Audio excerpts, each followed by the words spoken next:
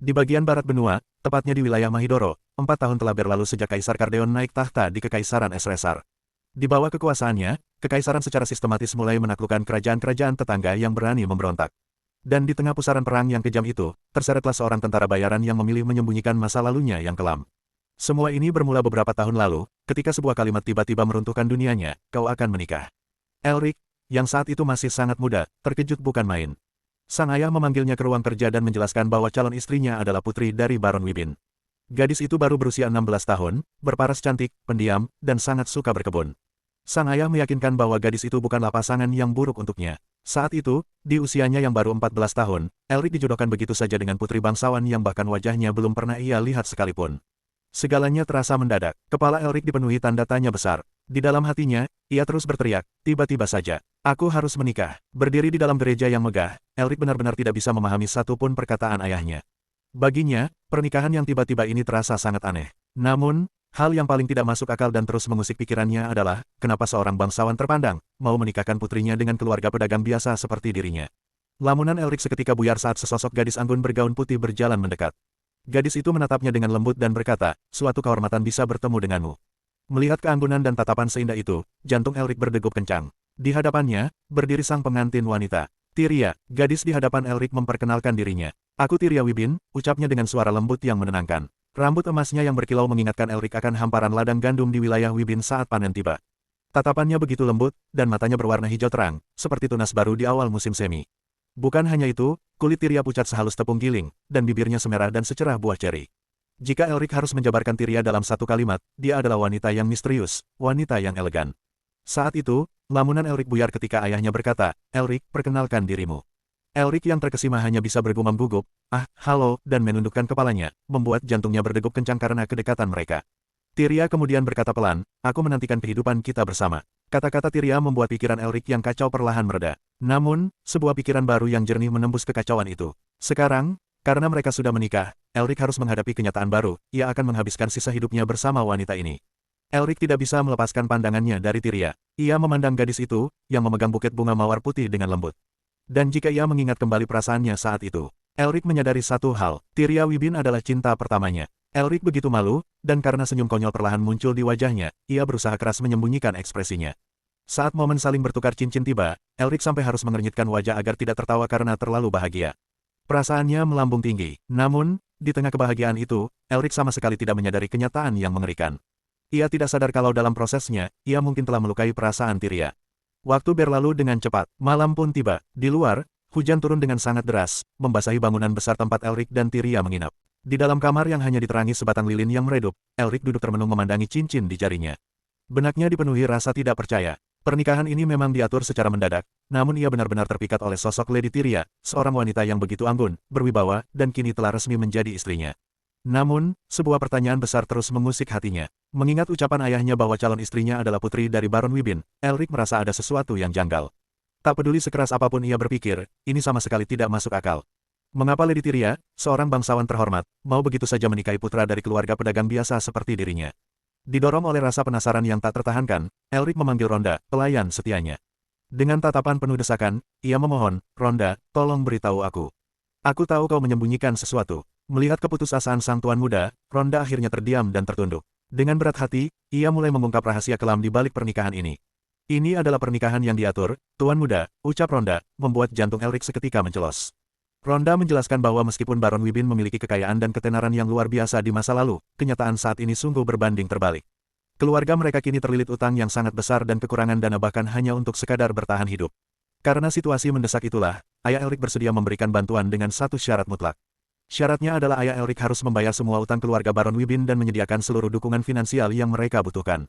Sebagai gantinya, melalui persatuan atau pernikahan ini, keluarga pedagang Portman akan terangkat status sosialnya dan naik menjadi keluarga bangsawan.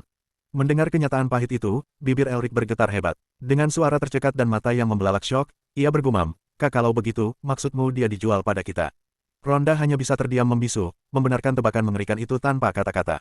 Seketika, dunia Elric terasa runtuh. Kenyataan bahwa pernikahan yang ia kira didasari ketulusan ternyata hanyalah sebuah transaksi bisnis yang keji membuatnya diselimuti rasa bersalah yang teramat dalam. Di tengah kegelapan malam, ia jatuh berlutut, mencengkeram kepalanya dengan tubuh yang gemetar. Tidak mungkin, apa yang telah aku lakukan? Apa yang telah dia lakukan? Bisiknya histeris, hancur oleh kebenaran yang begitu menyakitkan. Tanpa membuang waktu, Elric langsung bergegas pergi meninggalkan kamarnya.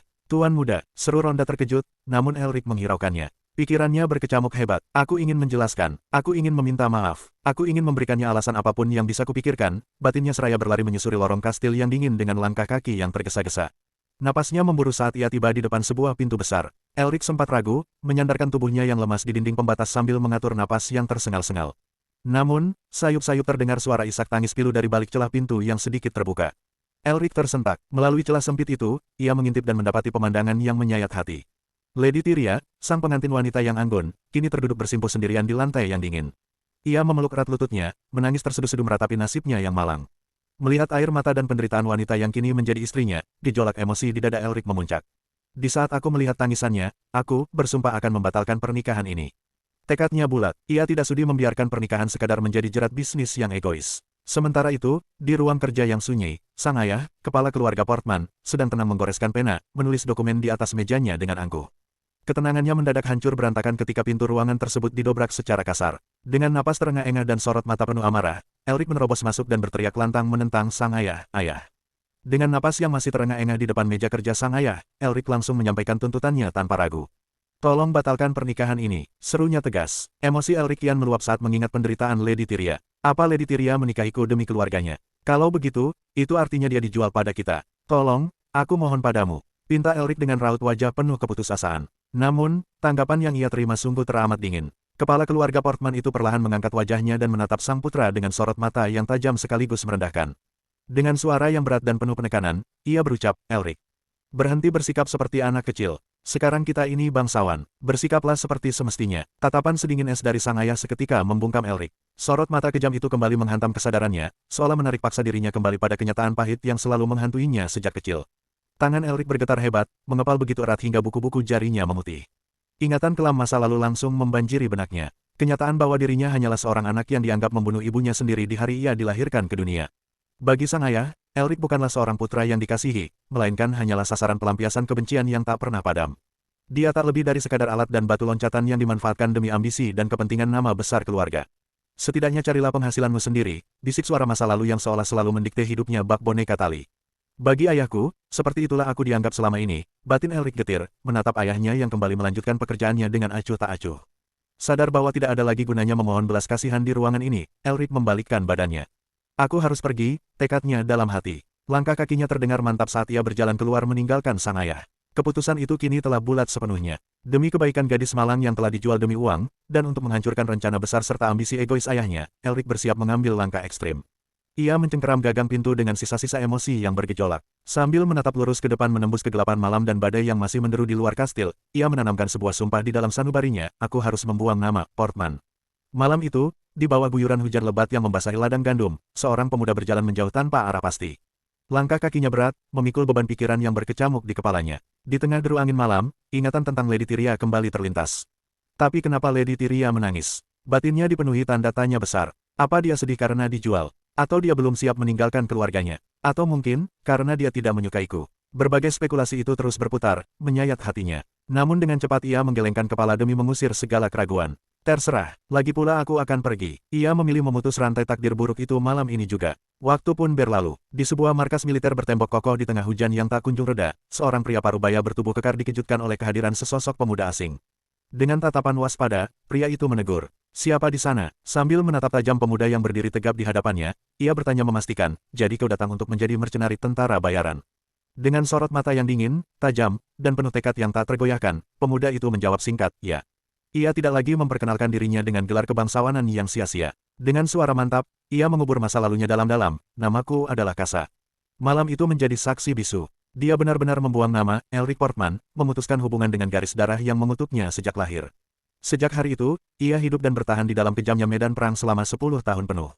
Di tengah kobaran api, debu, dan tumpukan mayat yang bergelimpangan, ia terus mengayunkan pedangnya dengan keganasan yang lahir dari rasa putus asa. Ia terus bertarung tanpa henti, sekadar mencari tempat yang aman untuk menyandarkan kepalanya yang lelah, menjadi seorang tentara bayaran yang tak kenal takut, berkeliaran dari satu zona perang ke zona perang lainnya. Darah, luka, dan ribuan nyawa yang melayang di ujung bilah senjatanya perlahan melahirkan sebuah legenda baru yang mengerikan di medan laga. Sebuah identitas yang ditakuti sekaligus disegani oleh kawan maupun lawan, sang iblis pedang, Kasa. Namun di balik nama besar yang menebar teror itu, tersimpan sebuah kenyataan masa lalu yang terkunci rapat. Sebuah rahasia besar yang hanya diketahui oleh satu orang saja, oleh pemuda yang dulu bernama Elric. Di bawah langit senja yang membara bagai kubangan darah, perang demi perang terus berkecamuk. Disinilah Kasa berdiri, mengenakan sirap perak yang kokoh di tengah hamparan medan laga yang sunyi. Tatapan matanya lurus menembus cakrawala, menyaksikan barisan musuh yang bersiap melakukan serangan penuh. Maju, gemuruh perintah perang mulai memecah keheningan. Pasukan infanteri bertameng kokoh bergerak serentak. Di lini belakang, para penembak jitu telah bersiap dengan senapan di pundak, membidik satu target yang sama, pemuda yang berdiri sendirian di tengah tebing gersang itu. Dikerubungi oleh ratusan prajurit bersenjata lengkap tidak membuat nyali Kasa menciut. Sebaliknya, dengan satu gerakan mantap, ia mencabut pedang besarnya. Bila baja itu berkilat memantulkan cahaya senja. Dengan kecepatan yang tak kasat mata, ia melesat ke arah kerumunan musuh. Tebasan pedangnya begitu beringas dan mematikan, menumpahkan darah yang seketika menodai wajahnya yang dingin. Bagi musuh-musuhnya, dia bukan lagi manusia, melainkan sang iblis pedang sejati. Waktu berlalu, dan kisah kepahlawanannya di medan perang akhirnya resmi berakhir. 10 tahun penderitaan itu membawa langkah kakinya kembali ke sebuah kedai minum di pinggiran kota yang tenang. Suara gemerincing bel pintu kedai berbunyi saat sang pemilik kedai sedang sibuk mengelap gelas. "Selamat datang," sambut sang pemilik kedai dengan ramah. Namun, langkah kaki pengunjung baru ini terdengar berbeda. Jeplek, jeplek, suara seretan kaki yang berat menggema di ruangan kayu tersebut. Pria yang baru masuk itu tak lain adalah Kasa. Ia kini tak lagi mengenakan sirap perak, melainkan setelan jas panjang yang rapi. Namun, ada satu hal yang berubah drastis darinya, tangan kanannya kini menggenggam erat sebuah tongkat jalan, menopang kaki kirinya yang tampak pincang akibat luka-luka parah dari masa lalunya di medan perang. Kehadirannya yang misterius seketika merebut perhatian para pengunjung kedai. Keheningan mencekam langsung menyelimuti ruangan saat Kasa berjalan perlahan melewati meja-meja. Di salah satu sudut meja, dua orang pria saling berbisik dengan wajah tegang dan penuh tanda tanya. "Tunggu, bukankah dia SWAT demon?" Bisik salah satu dari mereka dengan mata terbelalak. "Kudengar dia pergi ke medan perang, kenapa dia bisa ada di sini?" Desas-desus mulai berembus, sang iblis pedang yang legendaris kini telah kembali, membawa sejuta misteri dan luka yang tersembunyi di balik langkah kakinya yang pincang. Di dalam keheningan kedai, bisik-bisik para pengunjung kian memanas saat melihat Kasa yang harus bertumpu pada tongkat jalannya. "Kakinya, apa dia terluka?" Gumam mereka penuh selidik. Langkah kaki Kasa akhirnya berhenti tepat di depan konter. Sang pemilik kedai yang mengenalnya langsung terbelalak, menatap iba ke arah kaki pemuda itu. "Astaga, apa yang terjadi padamu? Kakimu terlihat pincang," tanyanya dengan nada cemas yang tak bisa disembunyikan. Kasa hanya tersenyum tipis, mencoba mengalihkan suasana seolah cedera itu bukan masalah besar. "Ya, ini karena sesuatu dari medan perang. Kurasa itu cerita yang cukup umum di sana," jawabnya santai seraya menduduki kursi kayu. Pemilik kedai menghela napas panjang sembari menyodorkan selembar koran pagi. "Apa itu luka fatal?" tanyanya lagi. Kasa meraih koran tersebut, membolak-balik halamannya dengan pandangan sayu. "Yah, sepertinya aku akan hidup seperti ini untuk sementara." Namun, atmosfer santai itu mendadak runtuh dalam hitungan detik. Mata Kasa terpaku pada sudut halaman koran. Jantungnya berdegup kencang, tangannya bergetar hebat hingga meremas kertas koran itu dengan beringas hingga kusut. Menyaksikan perubahan drastis tersebut, keringat dingin mulai bercucuran di pelipis sang pemilik kedai. "Tuan, ada masalah apa?" tanyanya gemetar, ketakutan melihat aura kegelapan yang tiba-tiba terpancar dari sepasang mata merah Kasa yang menyala penuh amarah. Di sudut koran itu, tercetak jelas foto seorang pria parubaya yang sangat rapi. Wajah pria yang sangat kubenci, tercetak di sudut koran, batin Kasa, rahangnya mengatup rapat menahan gejolak dendam. Pria di foto itu tak lain adalah ayahnya sendiri, Hoven Portman. Kereta uap itu melaju membelah senja yang membara di cakrawala. Deru mesin dan kepulan asap hitamnya seolah berpacu dengan badai pikiran yang berkecamuk di dalam gerbong sunyi. Kasa duduk termenung, menatap kosong ke arah jendela. Matanya yang sedingin es menyimpan kepedihan mendalam yang tak mampu diungkapkan dengan kata-kata. Di sudut sebuah surat kabar yang tergeletak, sebuah potret hitam putih terpampang nyata. Wajah pria yang sangat kubenci, tercetak di sudut koran. "Ayahku, Hoven Portman." Pikiran Kasa seketika terlempar kembali ke masa lalu, ke sebuah malam kelam yang diguyur hujan badai 10 tahun lalu. Saat itu, ia baru berusia 14 tahun. Dengan sebilah pedang tua di pinggang dan buntalan kain di pundaknya, ia melangkah pergi meninggalkan kediaman megah Portman yang dingin bagai penjara. "Saat aku pertama kali mengumpulkan kekuatan untuk melarikan diri dari rumah, aku masih berpegang pada harapan kecil bahwa dia akan pergi mencariku. Itu harapan yang kekanakan dan naif," tenangnya miris. Mengingat kebodohannya di masa lalu hanya menyisakan tawa pahit di hatinya. Tatapannya dingin, sekokok tongkat jalan yang kini bersandar di sisinya. Sang iblis pedang tidak lagi lari dari masa lalu, ia sedang menuju pulang untuk menuntaskan segalanya. Kereta yang melaju kencang membelah malam tak mampu meredam pergulatan batin di kepala Kasa. Di dalam remang gerbong, ia menunduk dalam-dalam, menatap kosong lantai kereta dengan kepalan tangan yang masih gemetar.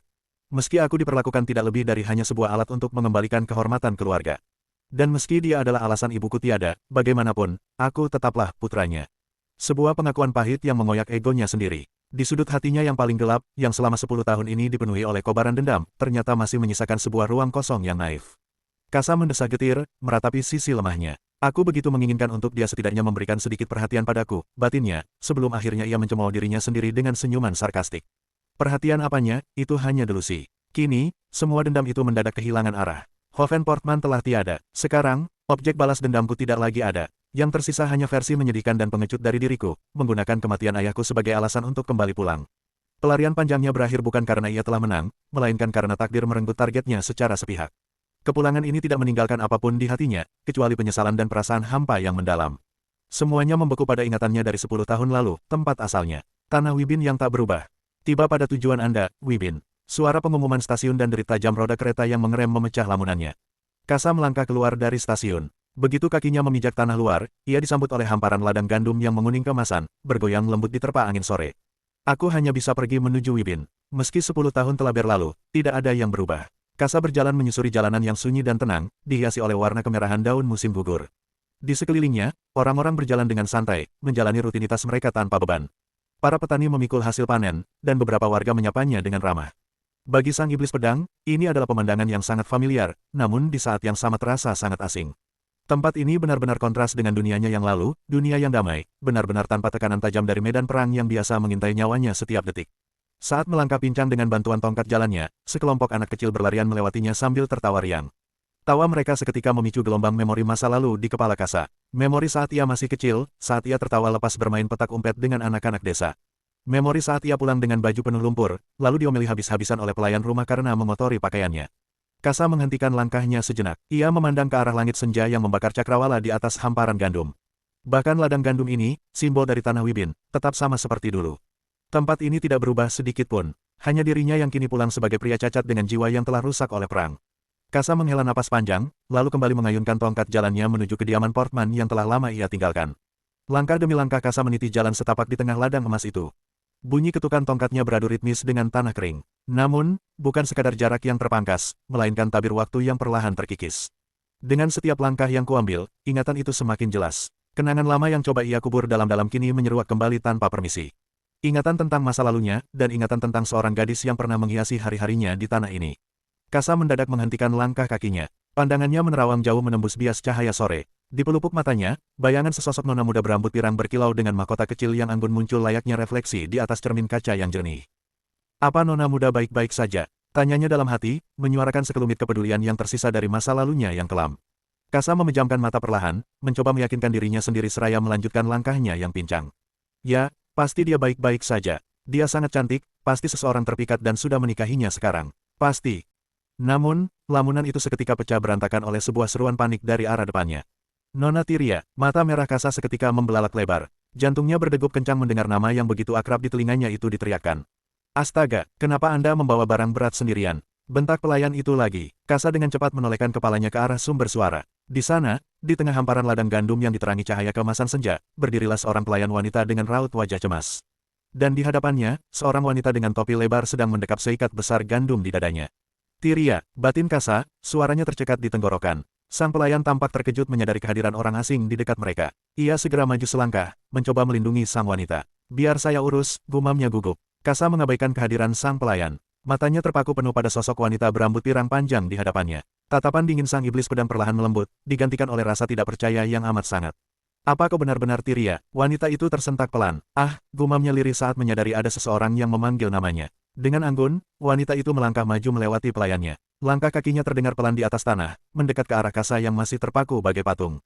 Angin senja berembus kencang, menerbangkan helai-helai rambut pirangnya yang berkilau layaknya gandum di musim gugur. Pikiran Kasa berkecamuk hebat, dipenuhi oleh satu pertanyaan besar yang tak mampu ia suarakan. Kenapa? Kenapa kau masih? Langkah wanita itu akhirnya berhenti tepat di depan Kasa. Di bawah langit senja Wibin yang membakar cakrawala, sepasang mata emasnya menatap langsung ke dalam manik mata merah milik Kasa. Tanpa mahkota megah, tanpa gaun mewah, ia berdiri di sana, mendekap hasil bumi dengan kesederhanaan yang memukau.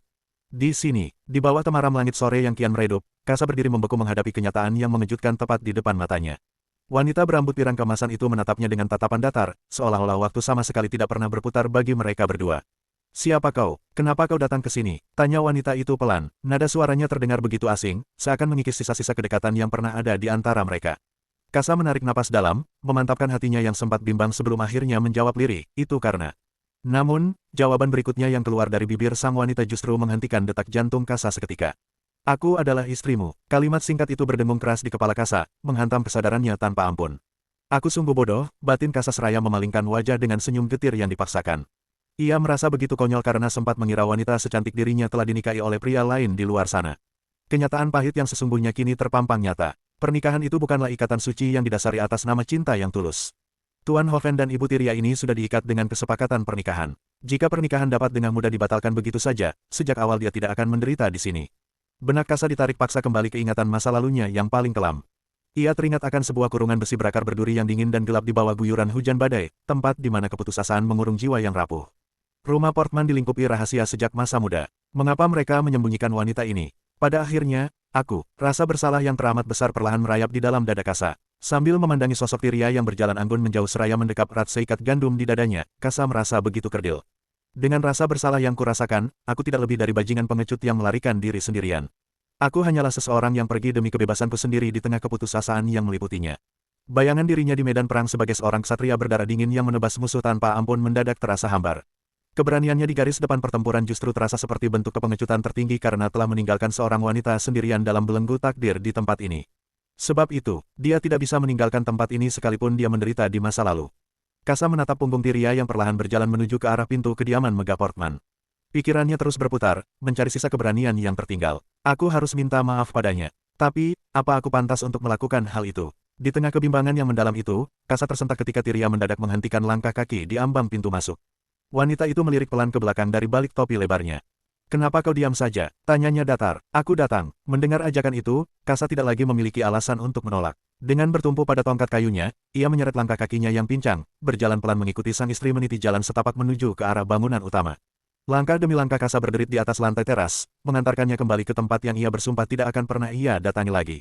Namun, begitu ia menginjakkan kakinya di ambang pintu masuk utama, pandangannya menyapu sekeliling ruangan megah itu. Kasa terkesiap. Ini sama sekali tidak berubah. Bangunan mewah berbentuk istana megah berarsitektur klasik itu berdiri angkuh, persis seperti 10 tahun yang lalu saat ia melarikan diri dari sana. Sulit dipercaya sudah 10 tahun sejak terakhir kali aku menginjakkan kaki di sini. Semuanya masih tetap seperti dulu. Mulai dari jumlah jendela sampai lokasi setiap meja. Semuanya terekam kembali dengan sangat jelas. Kasa menghela napas panjang seraya menyunggingkan senyum tipis di wajahnya. Namun, atmosfer bernostalgia itu seketika buyar ketika sebuah suara wanita yang tegas dan formal memecah keheningan dari arah koridor dalam. "Anda siapa?" Kasa menolehkan kepalanya dengan cepat. Di hadapannya, berdiri seorang pelayan wanita berkacamata dengan pakaian pelayan serba hitam putih yang khas. Pelayan itu berjalan mendekat dengan langkah yang ritmis dan berwibawa. "Anda ingin bertemu siapa?" tanya sang pelayan lagi, menatap Kasa dengan pandangan menyelidik. Mata merah Kasa membelalak lebar demi mengenali sosok wanita paruh baya tersebut. "Ronda," batinnya berseru kaget. Namun, raut wajah Ronda yang tetap datar tanpa ekspresi keterkejutan sama sekali membuat hati Kasa mencelos. Wanita itu menatapnya seolah ia hanyalah orang asing biasa yang tersesat dan mengetuk pintu rumah majikannya. Melihat kenyataan bahwa orang yang dulu begitu mengenalnya kini bersikap sedingin es, Kasa hanya bisa tersenyum getir, menyembunyikan rasa pedih yang kembali mengiris hatinya. "Kau sama sekali tidak berubah bahkan setelah 10 tahun. Kau tidak mengenalku." Di bawah tatapan Ronda yang semula sedingin es, keheningan sempat mencekam koridor istana tua itu. Namun, ketika pelayan berkacamata itu menatap lebih lekat ke dalam manik mata merah pria di hadapannya, seulas ingatan masa lalu mendadak membanjiri benaknya. Pupil matanya melebar, dan napasnya tertahan. "Tuan muda," seru Ronda, memecah topeng formalitasnya seketika. Suaranya yang bergetar syarat akan rasa tidak percaya menembus keheningan malam yang sunyi. Ia melangkah maju dengan tergesa-gesa, menatap sosok tinggi besar di depannya seakan meyakinkan dirinya sendiri bahwa ini bukan sekadar ilusi optik. "Apakah ini benar-benar Anda, Tuan Muda Elric?" tanya Ronda, air mata perlahan mulai menggenang di pelupuk matanya yang tertutup kacamata. Elric menyunggingkan senyum hangat yang tulus, sebuah senyuman yang sudah lama hilang dari wajahnya yang kaku. "Sudah lama sekali, Ronda," jawabnya pelan. Mendengar konfirmasi itu, Ronda tidak mampu lagi membendung emosinya. Ia langsung menghambur ke depan, memeluk tubuh tegap tuan mudanya yang telah lama hilang tanpa kabar. Isak tangis pelan terdengar dari bibirnya yang bergetar. "Aku sudah kembali," bisik Elric, menepuk lembut punggung pelayan setianya yang terus menangis terharu. "Ini benar-benar Anda, Tuan Muda. Aku hampir tidak mengenali Anda." Ronda perlahan melepaskan pelukannya, melangkah mundur sedikit demi sedikit untuk memandangi Elric dari ujung kepala hingga ujung kaki dengan tatapan takjub. Di tengah hamparan gandum emas yang terlihat dari balik jendela besar, suasana reuni itu terasa begitu emosional. "Anda berubah banyak." Elric menunduk, menatap telapak tangannya sendiri yang kini penuh dengan guratan luka dan kapalan akibat kerasnya medan pertempuran. "Sepertinya aku memang berubah," gumamnya lirih. Kehidupan brutal sebagai seorang ksatria bayaran telah menempa tubuh dan raut wajahnya menjadi jauh lebih dewasa dan tegas. "Wajar saja kalau kau tidak mengenalku," lanjut Elric dengan nada santai. Namun, di balik senyumannya, kilatan matanya mendadak menajam, menyembunyikan badai pikiran yang berkecamuk di dalam kepalanya.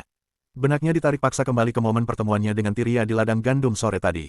Saat wanita berambut pirang itu berkata dengan begitu tenang, "Aku di sini karena aku istrimu." Elric menatap ke arah jendela besar, merenungkan keanehan yang mengusik logikanya. "Aku adalah pria yang menumbuhkan rambut dan melompat ke dalam medan perang. Aku pasti sudah hampir berubah sepenuhnya sampai-sampai semua orang, bahkan Ronda yang merawatku, tidak mengenaliku." Gambaran Tyria yang berdiri memegang seikat gandum di bawah temaram senja kembali terlintas. Tapi bagaimana Tyria bisa mengenaliku hanya dengan sekali lihat? Mencoba mengusir segala kecurigaan dan rasa penat yang menumpuk di kepalanya, Elric memutuskan untuk membersihkan diri. Di dalam kamar mandi istana yang mewah dan dipenuhi uap air hangat yang mengepul, ia menenggelamkan tubuhnya yang kekar dan penuh bekas luka ke dalam bak mandi marmer yang luas. Bagaimana Tyria bisa mengenalku? Batinnya terus bertanya-tanya sembari membiarkan air hangat menenangkan otot-ototnya yang kaku. Setelah selesai, Elric melangkah keluar dari bak mandi, mengenakan jubah mandi putih panjangnya yang longgar. Namun, tepat saat ia membuka pintu penghubung kamar mandi dengan ruang ganti, langkah kakinya mendadak terkunci.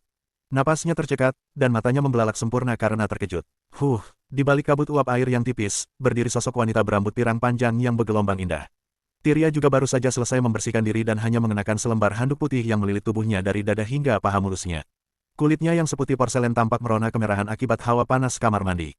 Keduanya terpaku, saling menatap dalam keheningan yang canggung selama beberapa detik.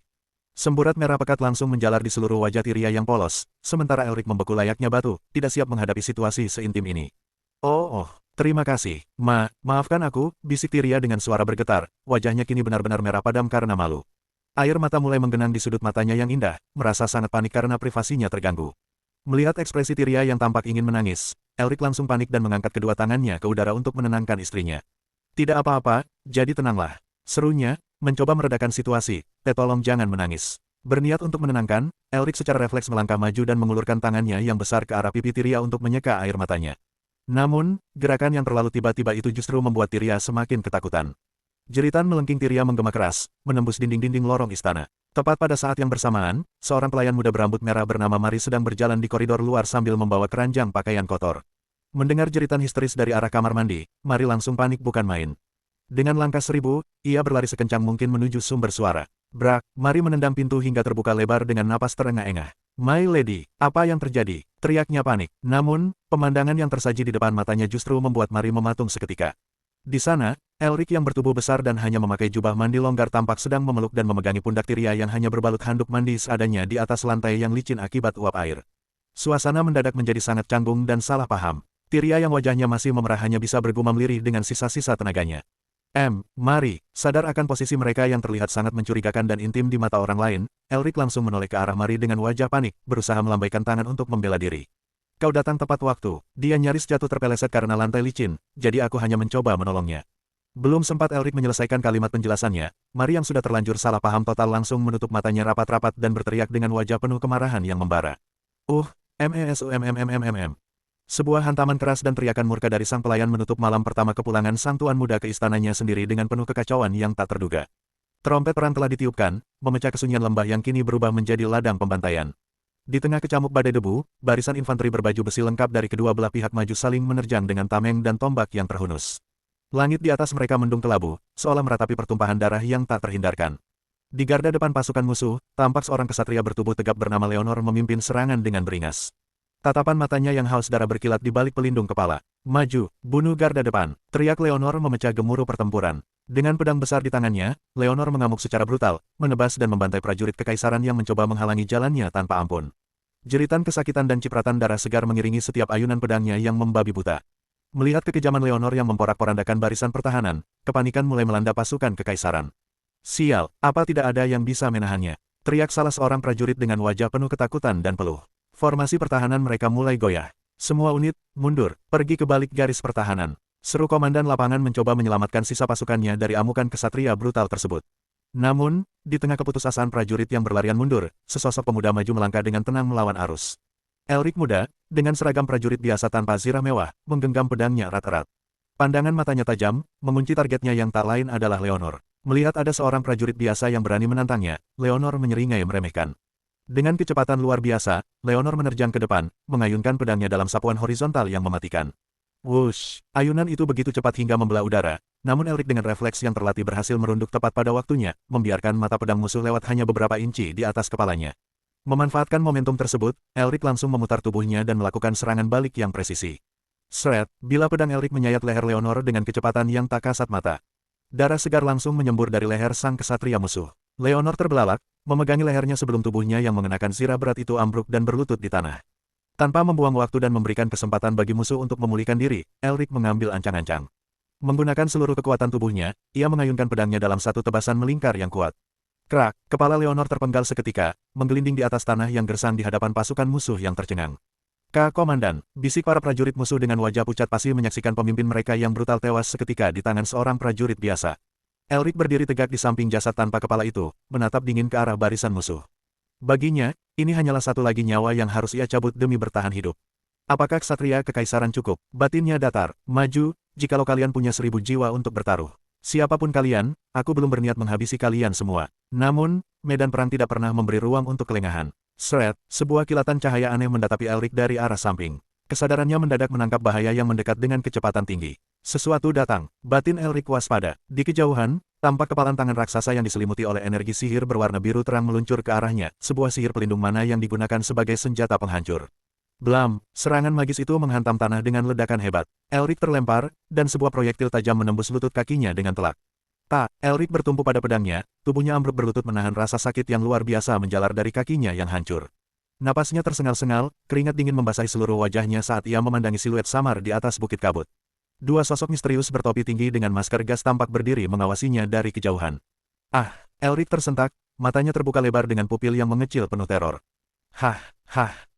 Napasnya memburu tak beraturan. Elric mendapati dirinya duduk di atas tempat tidur besar yang empuk di dalam kamar istana Portman yang mewah.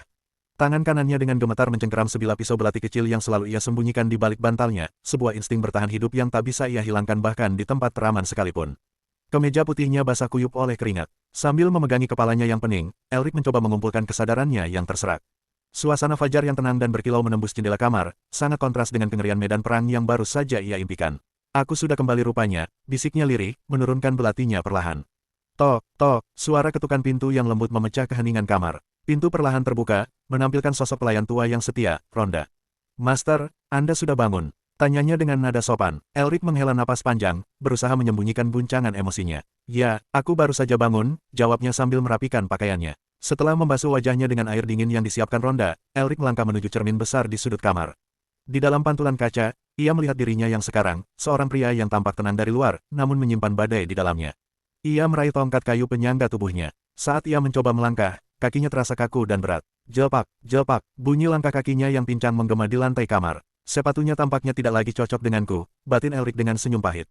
Luka dari perang 10 tahun lalu itu telah mengubahnya secara permanen. Apa waktu yang kuhabiskan di medan perang membuatku lumpuh seperti ini? Ronda, yang memperhatikannya sejak tadi, melangkah mendekat dengan senyuman hangat penuh perhatian. Anda terlihat lebih baik setelah berpakaian seperti itu, Master, ucapnya tulus, mencoba membesarkan hati majikannya. Pertama-tama, kita beri salam dahulu. Elric mengangguk pelan, berjalan beriringan dengan Ronda menyusuri koridor-koridor istana. Sambil berjalan dengan tongkatnya, Ronda melirik ke arah kaki Elric dengan raut wajah penasaran namun berhati-hati. Tapi bagaimanakah kaki Anda bisa berakhir seperti itu? Tanya Ronda pelan. Elric terdiam sejenak, menatap lurus ke depan sebelum melemparkan alasan fiktif demi menjaga kedamaian istana ini dari masa lalunya yang kelam. Aku jatuh dari tebing terjal dan terbentuk batu, jawab Elric berbohong dengan nada santai. Aku kurang berhati-hati. Bohong jika Elric berkata dia baik-baik saja. Alasan jatuh dari tebing hanyalah tameng rapuh untuk menyembunyikan kenyataan pahit bahwa kakinya telah hancur oleh proyektil sihir di medan perang 10 tahun lalu.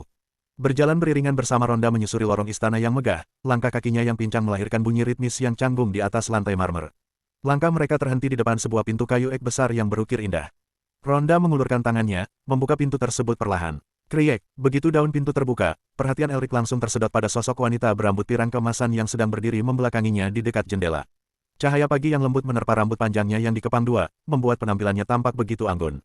Wanita itu membalikkan tubuhnya perlahan, menatap ke arah pintu kedatangan. Tidurmu nyenyak? Tanya wanita itu dengan suara lembut yang menenangkan. Elric terpaku sejenak di ambang pintu. Kenangan malam itu mendadak melintas begitu saja di benaknya, saat wanita pirang itu berdiri di hadapannya dengan hanya berbalut selembar kain handuk putih setelah mandi, menatapnya dengan wajah merona merah, lalu memekik kesal ke arah wajahnya, mesum. Mengingat kilasan ingatan yang memalukan itu, wajah Elric mendadak terasa panas. Semburat merah pekat langsung menjalar hingga ke telinganya. Elric membuang muka dengan gugup, berdeham pelan untuk mengusir rasa canggung yang mencekik. Selamat pagi. Aku tidur cukup nyenyak. Terima kasih, jawabnya terbata-bata sembari menggaruk tengkuknya yang tidak gatal. Melihat tingkah canggung Elric, suasana di dalam ruangan justru mendadak berubah riuh karena ulas seorang pelayan muda berambut pendek kecoklatan yang berdiri di dekat wanita pirang tersebut. Pelayan muda itu tampak menahan tawa dengan ekspresi mengejek yang kentara, seolah tahu apa yang sedang dipikirkan Elric. Plak, aduh, pelayan muda itu memekik kaget sambil memegangi kepalanya yang baru saja dipukul gemas oleh Ronda yang berjalan di belakang Elric. Kurasa aku tidak melihat dia saat sarapan pagi di sini. Ah, maksudku pelayan baru di sini. Elric menghela napas panjang, mencoba mengabaikan dan melangkah menuju kursi meja makan dengan bantuan tongkat kayunya. Saat ia menarik kursi, ujung tongkatnya sempat tersangkut, membuatnya kehilangan keseimbangan sejenak. Duk, Elric memegangi tepi meja dengan terburu-buru demi menahan tubuhnya agar tidak terjatuh. Oh, kau baik-baik saja, tanya wanita pirang itu dengan nada khawatir yang tulus, melangkah maju seolah hendak memapahnya. Aku baik-baik saja, tidak perlu repot-repot, potong Elric cepat. Dengan sisa-sisa harga dirinya, ia memosisikan tongkat kayunya bersandar di sisi meja dengan bunyi tak yang pelan, lalu mendudukkan dirinya di kursi. Ia menghela napas lega setelah berhasil duduk tanpa insiden memalukan yang lebih besar.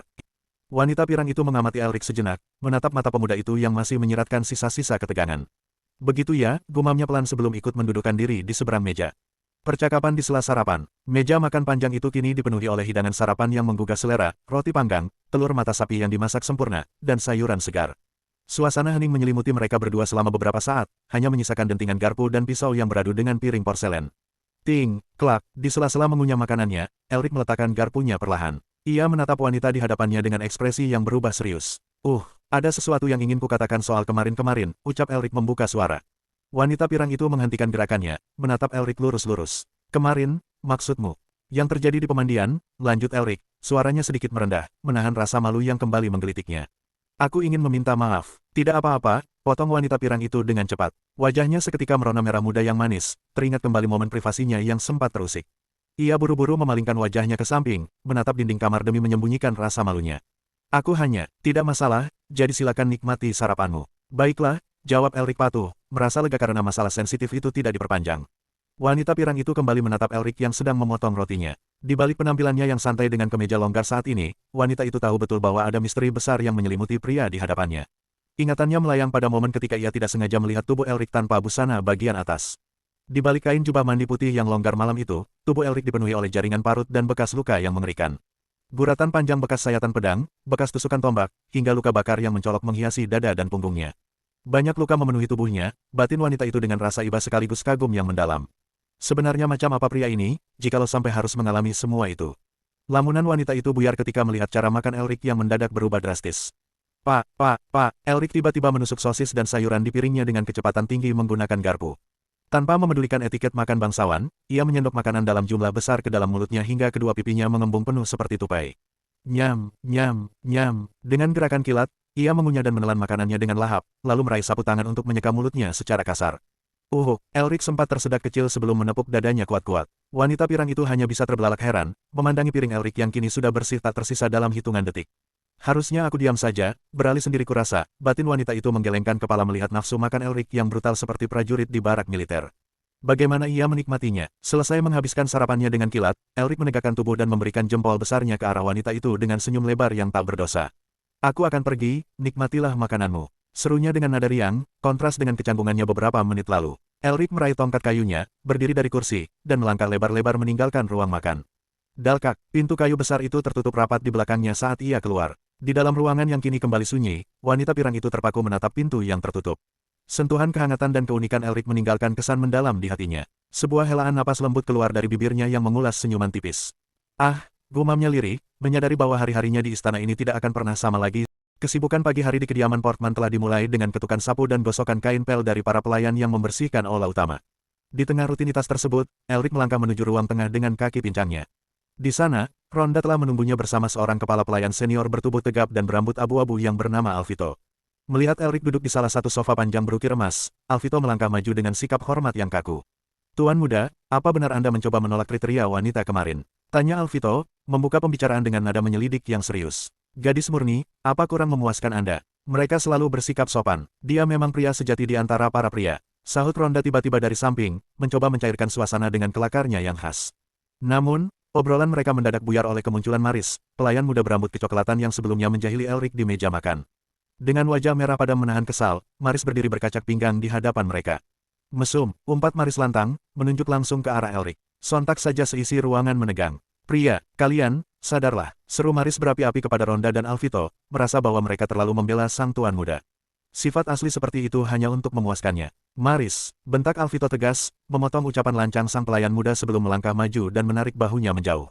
Jangan kasar pada tuan muda. Alvito menatap Maris dengan pandangan dingin yang membuat pelayan muda itu langsung bungkam bersungut-sungut. Sambil menghela napas, kepala pelayan tua itu berbalik kembali menghadapi Elric. Kau masih terlalu muda untuk mengerti, Maris. Tugas utama bangsawan adalah untuk meninggalkan keturunan. Keturunan, Maris bergumam pelan dengan dahi berkerut, masih tidak habis pikir. Alvito mengangguk perlahan, lalu tersenyum tipis yang syarat akan nostalgia misterius. Benar, Maris, tuan muda hanya memenuhi tugas bangsawan saat dia mendekati wanita di pemandian. Bukankah itu hanya karena insting? Meski 10 tahun telah berlalu, dia tidak lupa akan tugasnya. Dia bahkan beralih secara langsung pada tanggung jawab ini, lanjut Alvito dengan binar bangga di matanya, membuat Maris hanya bisa menatapnya dengan ekspresi tak percaya sekaligus heran. Pria di antara para pria. Di sudut ruangan, Elric yang mendengar pembicaraan itu hanya bisa duduk terdiam dengan peluh dingin yang bercucuran di pelipisnya. Tuan muda kamu seorang mesum, bisik batinnya dengan getir, merasa percuma untuk membantah kesalahpahaman raksasa yang dibuat oleh para pelayan setianya. Ya, orang mesum di antara para orang mesum. Alvito kembali menatap majikannya dengan saksama. Tuan muda, sepertinya Anda sudah memutuskan untuk mendahulukan keturunanmu. Apa ini artinya Anda benar-benar kembali, Tuan? Elric menyandarkan punggungnya ke sofa, mengembuskan napas panjang yang terasa berat. Keluhnya lirih. Tangannya bergerak perlahan, mencengkram hulu tongkat kayunya erat-erat hingga buku-buku jarinya memutih. Rasa sakit yang samar kembali berdenyut di kakinya, mengingatkannya pada harga mahal yang harus ia bayar di masa lalu. Sebenarnya, akulah yang meninggalkan ingatan masa laluku itu, pikirnya getir. Meski ziarah ksatria tidak membawaku tepat pada waktu pertempuran. Ia memandang keluar jendela, menatap hamparan ladang gandum emas yang luas yang memagari wilayah Portman. Angin musim gugur menerbangkan dedaunan kering, menari-nari di bawah langit biru yang bersih. Urusan ini belum cukup cepat porsi perannya untuk mengalihkan kebahagiaan nanti. Gumamnya dalam hati, menimbang-nimbang langkah hidup yang harus ia ambil selanjutnya. Elric bangkit berdiri, menumpuk seluruh berat badannya pada tongkat penyangga. Yah, aku harus pergi. Kita bicarakan ini nanti. Untuk sekarang, kembalinya akulah yang terpenting, ucap Elric dengan nada tegas yang tidak menerima bantahan, memotong kepanikan Maris yang masih ingin memprotes. Ia berjalan selangkah demi selangkah menuju pintu keluar aula. Sebelum ambang pintu, ia menoleh ke arah kepala pelayan seniornya. Alvito, tolong persiapkan kereta. Baik, Master, jawab Alvito membungkuk hormat tanpa bertanya lebih jauh tentang tujuan sang tuan muda. Tidak butuh waktu lama bagi Alvito untuk menyiapkan kereta kuda hitam mewah kekaisaran. Kereta itu meluncur mulus, membelah jalan setapak di tengah hamparan ladang gandum sewarna emas yang berkilau di bawah terik matahari fajar. Suara derap kaki kuda dan putaran roda kayu beradu dengan keheningan alam yang damai. Di sudut ladang yang berbatasan dengan bukit kecil, wanita pirang itu berdiri diam dengan gaun paginya. Topi rajut berpinggiran lebar melindunginya dari embusan angin kencang yang menyapu rambut emasnya. Mata indahnya menatap lekat ke arah kereta yang melintas menjauh, mengiringi kepergian Elric dengan sejuta tanya yang belum terjawab. Kereta akhirnya berhenti di sebuah area terbuka yang tenang, jauh di sudut wilayah terluar kediaman Portman. Pepohonan berdaun merah khas musim gugur berdiri kokoh di sekeliling tempat itu, menggugurkan daun-daunnya yang menutupi tanah gersang. Elric turun dari kereta perlahan, melangkah pincang membelah hamparan rumput liar yang mengering. Pandangannya terkunci pada sebuah batu nisan tua yang berdiri kokoh di bawah naungan cahaya matahari yang menembus awan. Batu nisan itu diukir dengan lambang kekaisaran yang megah, dengan tulisan berukir dalam bahasa kuno, In Memoriam. Elric berdiri tegak di depan nisan tersebut, membiarkan angin dingin musim gugur menerpa wajah dan memainkan helai rambut coklatnya. Matanya yang biasa menatap dingin kini melembut, menyiratkan kerinduan sekaligus rasa hormat yang mendalam. Sudah lama, bisik Elric, suaranya parau dan bergetar tersapu angin. Ia mengulurkan tangannya yang gemetar perlahan, menyentuh permukaan batu nisan yang dingin itu, membersihkan beberapa helai daun kering yang hinggap di atasnya. Ayah! Di bawah langit musim gugur yang bersih, angin bertiup kencang menerbangkan dedaunan kering di sekitar makam penguasa Portman terdahulu. Elric berdiri terpaku menatap nisan batu berukir lambang kekaisaran yang dingin. Kenangan masa lalu berkelebat di benaknya, memicu rasa benci yang mendalam sekaligus penyesalan yang tertahan. Aku sangat membencimu, batin Elric, memandang nisan ayahnya dengan mata kemerahan yang menyiratkan kepedihan. Tapi aku tidak pernah mengharapkan reuni seperti ini. Bayangan masa lampau saat sang ayah membalikkan badan di bawah bendera kejayaan Portman kembali terlintas. Ayahnya adalah sosok penguasa yang tenggelam dalam kemewahan dan tumpukan koin emas, sementara rakyat jelata mengulurkan tangan memohon belas kasihan. Elric mengingat kembali bagaimana hubungan mereka begitu renggang. Apa kau pernah tersenyum sekali saja padaku? Apa kau pernah menatapku satu kali saja dengan hangat? Tanyanya dalam hati penuh kepahitan. Namun, kemarahan itu menguap, menyisakan kekosongan yang hampa. Dan kau memilih hidup sebagai penghat, hingga akhir. Kau seharusnya hidup sedikit lebih lama. Elric menarik napas dalam-dalam untuk menenangkan gejolak di dadanya. Suara embusan angin yang menyapu padang gandum perlahan mereda. Ia memutar tubuhnya, menatap lurus ke arah sang kepala pelayan senior yang setia mendampinginya. Aku tidak lagi dendam padamu seperti dulu, ucap Elric tenang. Pandangannya menajam, menuntut jawaban yang selama ini tersimpan rapat. Alvito, bagaimana ayahku bisa tewas? Alvito melangkah mendekat dengan langkah berwibawa, wajah tuanya tampak mendung saat teringat malam kelam itu. Beliau mengidap penyakit jantung. Beliau menyembunyikan kondisinya untuk Anda, jadi hanya saya dan tabib pribadi yang tahu soal penyakit itu. Mendengar penuturan tersebut, mata Elric membelalak kaget.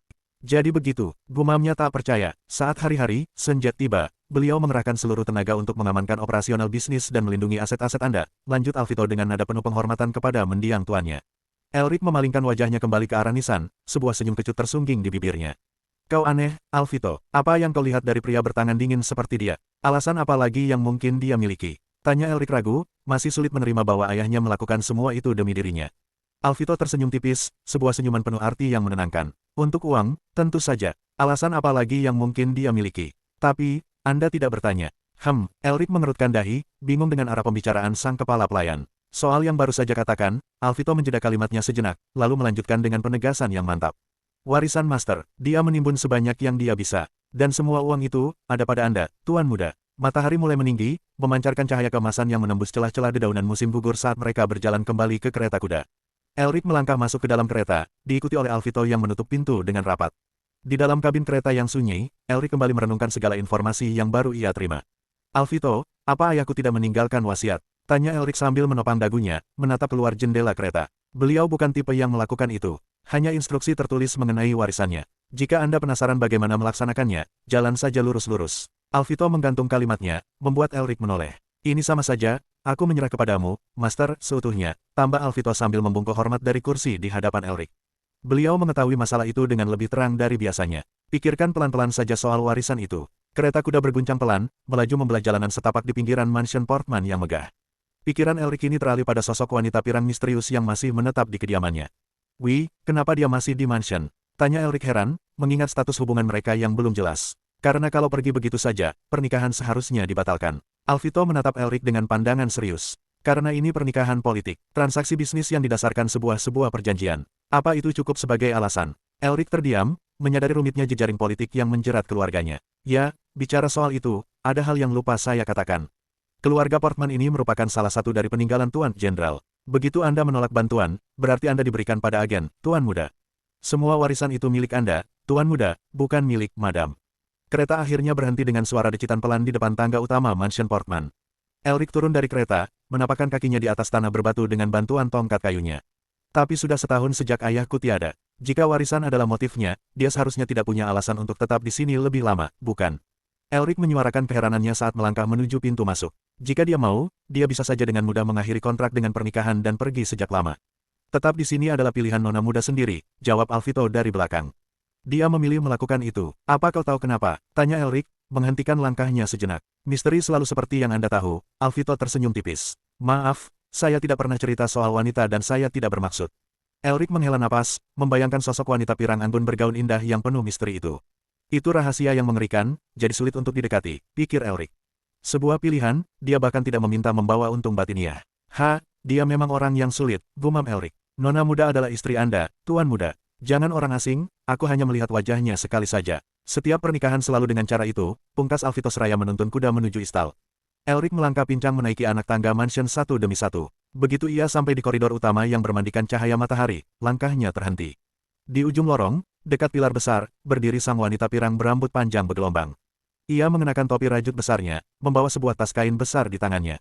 Wajah wanita itu tampak memerah, menahan emosi yang bergejolak di dalam dadanya. Jari-jarinya meremas erat gaun coklatnya, memperlihatkan cincin pernikahan yang melingkar indah di jari manisnya. Tanpa mengucapkan sepatah kata pun, wanita itu membalikkan badan dan melangkah pergi dengan tergesa-gesa, meninggalkan Elric yang hanya bisa terpaku menatap punggungnya dengan sejuta tanda tanya yang kian menumpuk. Kau sudah kembali. Langkah tergesa-gesa wanita pirang itu terhenti ketika suara Elric memecah keheningan koridor. Pertanyaan itu membuat sang nona muda berbalik pelan. Dengan tatapan yang sedikit canggung di balik topi rajut besarnya, ia memeluk erat tas kain coklat di dadanya. Kapan kau sampai? Tanya wanita itu balik, mencoba menetralisir kecanggangan di antara mereka. Barusan, jawab Elric pendek, matanya melirik ke arah tas kain yang dipegang erat oleh istrinya. Aku kembali dari ladang gandum. Suasana mendadak hening. Elric menatap pintu besar di ujung lorong, lalu menoleh kembali pada sang nona muda yang masih mematung. Mau masuk bersama? Tawar Elric lembut. Ya, jawab wanita itu singkat. Mereka berjalan beriringan menyusuri koridor megah kediaman Portman. Keheningan koridor kediaman yang megah itu mendadak terusik saat sang nona muda berbalik pelan. Dengan topi anyaman lebar yang menaungi wajahnya, ia mendekap sebuah tas kain erat-erat di dada, memandang canggung ke arah pria di hadapannya. Mencoba menyembunyikan perasaan yang canggung ini, merasakan debaran tidak nyaman di dadanya. Ia menatap suaminya yang berdiri tegak. Bahkan bersikap seperti itu, dia masih terlihat seperti bangsawan. Kulitnya itu memang murni bangsawan. Namun, lamunan itu buyar seketika saat tubuh sang pria tiba-tiba limbung. Langkah kakinya goyah, kehilangan keseimbangan di atas lantai koridor. Kau baik-baik saja, seru sang nona muda panik, refleks melangkah maju demi memastikan keadaannya. Tak, dengan cepat, pria itu menancapkan tongkat kayu penyangganya ke lantai, menahan berat tubuhnya agar tidak terjatuh. Ia menghela napas, berusaha mengulas senyum tipis yang dipaksakan. Ya, kakiku hanya lemas karena seharian berjalan-jalan, jawabnya mencoba menenangkan. Namun di dalam hati, ia merutuki kelemahannya sendiri. Astaga, sialan, kenapa dia memperhatikanku? Melihat kepayahan suaminya, sang nona muda menatap sendu anak tangga di depan mereka. Dengan kaki seperti itu, kau tidak bisa memaksakan. Tuan muda, ucapnya lirih, terselip nada khawatir yang tak mampu ia sembunyikan. Pria itu hanya bisa tersenyum masyghul, melangkah perlahan menaiki tangga sembari bertumpu pada tongkatnya. Tidak masalah, aku terbiasa dengan ini. Memalukan sekali. Aku menyusahkannya seharian, tapi kau menepati janji menemani suamimu berjalan-jalan. Mendengar penuturan itu, sang nona muda memalingkan wajahnya yang merona merah ke samping, menyembunyikan ekspresinya di balik tepian topi. Maksudku, aku menepati janji karena Tuan yang meminta. Pria itu hanya bisa tertegun menatap punggung istrinya. Ah, itu memang cara Anda. Sinar matahari senja yang merah kemasan menerobos masuk lewat jendela besar, menyinari hamparan ladang gandum di luar kastel. Kilasan memori tentang mendiang sang ayah yang berdiri di tengah ladang gandum luas kembali terlintas di benak pria itu. Pria itu menatap lurus ke depan, teringat pada ruang kerja ayahnya yang selalu dipenuhi tumpukan dokumen yang menggunung. Langkah mereka berdua terhenti di lorong tengah, tepat di bawah sebuah lukisan potret besar berbingkai emas yang menampilkan sosok mendiang sang ayah dengan tatapan tajamnya yang dingin. Pria itu meremas hulu tongkat kayunya, lalu menoleh ke arah istrinya. Aku mempelajari pekerjaan di area ini darinya. Selain itu, aku tidak terlalu ingat. Pria itu terdiam, matanya menggelap menatap sosok ayahnya di dalam lukisan. Dan dia, suamiku, pernah mohon maaf darimu. Tidak, jawab istrinya singkat dan jujur. Pria itu terenyah, pikirannya berputar pada kenyataan pahit yang baru diketahuinya. Kombinasi yang aneh, apa berkat jenderal dan wanita perdana. Pernikahan antara mereka berdua juga sama saja. Dan berita, menyadari atmosfer yang kian memberat, sang nona muda berpamitan untuk melanjutkan rutinitasnya. Baiklah, aku harus mengerjakan tugas-tugas saya. Tugas-tugas kemarin pun belum selesai. Aku belum memeriksa dokumen, setelah pria itu terkejut. Istrinya menoleh pelan, dokumen. Pria itu mengernyitkan dahi, menatap sang istri dengan tidak percaya. Tunggu, apa itu artinya kau mengurus kantor saat sunyi dan memeriksa dokumen saat malam? Selama ini, ya, jawab sang nona muda dengan polosnya. Suatu jumpa lagi saat malam mulai larut, gumam pria itu pelan, menyadari betapa beratnya beban yang dipikul wanita ini sendirian selama dia tidak ada. Ya, jawab istrinya sebelum akhirnya melangkah pergi melintasi koridor, meninggalkan sang suami yang terpaku menatap punggungnya yang menjauh. Dalam sekejap, gelombang rasa sesal membanjiri. Pria itu mengepalkan tangannya kuat-kuat, merutuki masa lalunya sendiri.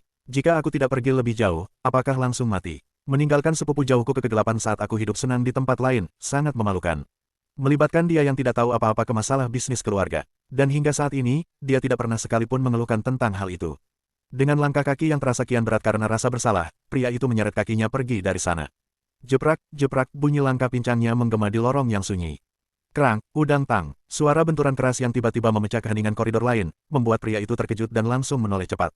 Di ujung lorong, seorang pelayan wanita berambut pendek kecoklatan tampak terduduk lemas di atas lantai marmer. Sebuah kotak kayu kecil telah terguling di sampingnya, membuat tumpukan amplop surat dengan segel lilin merah berserakan kemana-mana.